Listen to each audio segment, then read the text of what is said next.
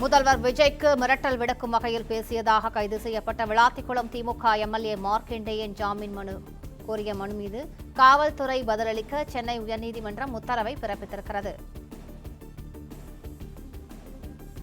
கூடுதல் விவரங்களை செய்தியாளர் ஆனந்திடம் கேட்கலாம். ஆனந்த், விரிவான விவரங்களை பதிவு பண்ணுங்க.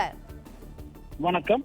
கடந்த வாரம் திமுக பொதுக்கூட்டத்தில் பேசிய விளாத்திக்குளம் தொகுதி எம்எல்ஏ மார்க்கண்டேயன் தமிழக முதல்வர் குறித்து அவதூறாகவும் மிரட்டும் வகையிலும் பேசியதாக அவருக்கு எதிராக புகார் அளிக்கப்பட்டது.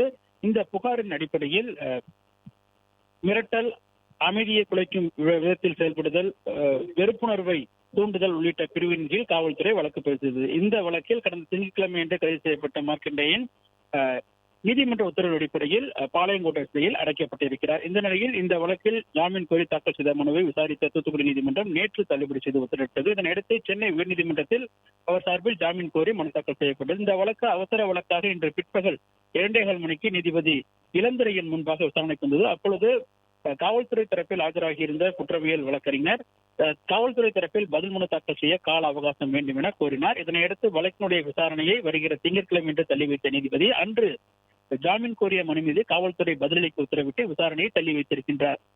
பிளே ஸ்டோர் மற்றும் ஆப் ஸ்டோரில் இருந்து பாலிமர் செயலியை QR கோடு மூலம் பதிவிறக்கம் செய்யுங்கள். செய்திகளை உடனுக்குடன் பெறுங்கள்.